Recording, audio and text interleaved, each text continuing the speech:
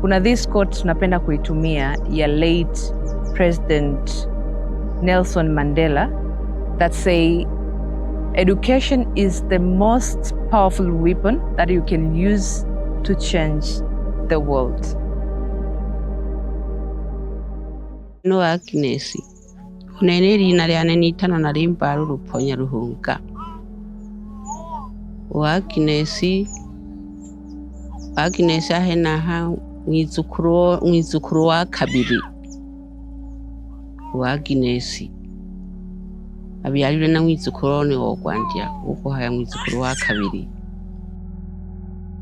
Kwanza Agnes amechelewa kuripoti shule kutokana na changamoto ambazo anapitia. Lakini tumemfahamu Agnes kupitia kwa mwalimu wa uko Chasalawi ambaye anafahamu maisha ya Agnes anavyoishi pale nyumbani na bibi yake kwa sababu hakai na wazazi wake.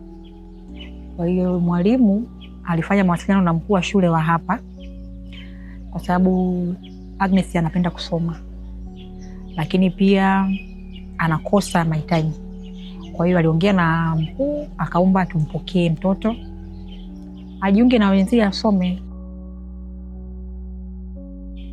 Jinsi nilivyoifahamu shirika la Amani Girls ni kwamba mwaka 2024 walituingiza hii shule ya msingi Chasalawi iliingizwa kwenye mfumo wa kufundisha haki za watoto na namna ya ukiukwaji wa haki za binadamu unavyotakiwa kuzuiwa. Kwa katika ufundishaji ule wa watoto wanatakiwa wapate stahiki zipi, wana wajibu upi na wana haki zipi. Wameendelea kufundisha na baadaye kadri tulivyozidi kufahamiana niliweza kuwaeleza baadhi ya viongozi wa Amani Girls kwamba kuna watoto wanatoka mazingira magumu kidogo.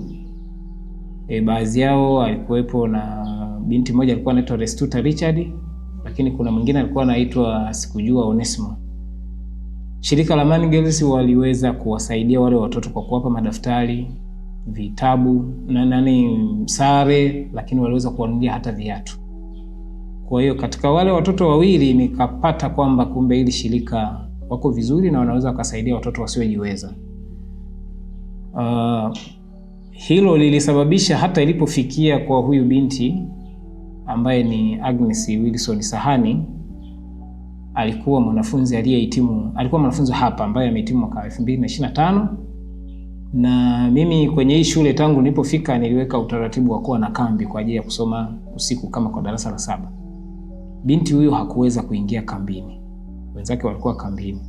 Sasa nilipoweza kumhoji maswali kwa nini binti hujaweza kuingia kambini, majibu aliyotoa ni kwamba anaishi na bibi na hawezi kumwacha bibi peke yake pale nyumbani. Manake hana msaada mwingine zaidi ya yule bibi yake.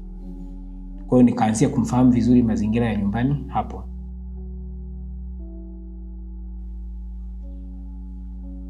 Watu wa Amani Girls walinisaidia nikaweza kurudi shuleni na kuendelea na masomo. Walinishonea sketi, shati, viatu, soksi, begi, madaftari, vitu vingi.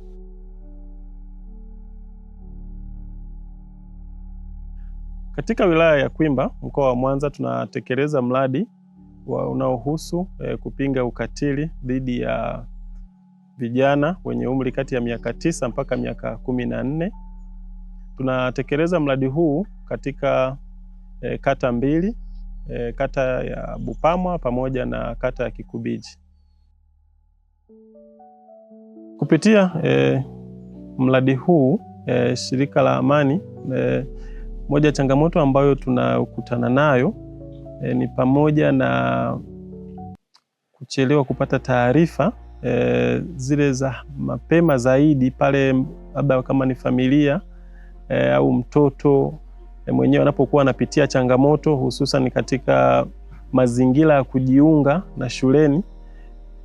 Kwa mfano kwa binti kama huyu Agnes, japokuwa alichelewa kujiunga na shule ya sekondari kulingana na changamoto mbalimbali, lakini tunaona changamoto kubwa ambayo alionayo ni pamoja na masuala ya kiuchumi. Lakini pia kuna masuala ya kuchelewa kupata taarifa labda kwa upande wa shirika na kuweza kuangalia mazingira rafiki ya kuweza kumsaidia ili yale mazingira yaweze kuwa wezeshi kwake, aweze kuendelea na masomo, ikiwa ni pamoja na kupata vifaa au mahitaji ya msingi ya shuleni. Endeleye tu wafauli, endeleye amasomo gakwe, pandike nimo nini iliwazo lyane lili chini kuno alisawana giki muntu hi uyise ari na kifafa nankwe unina nankwe atolilwe konge atiho kumwambirija zaidi yawe yihambo urusoma amapandikaga bule kakumwambirija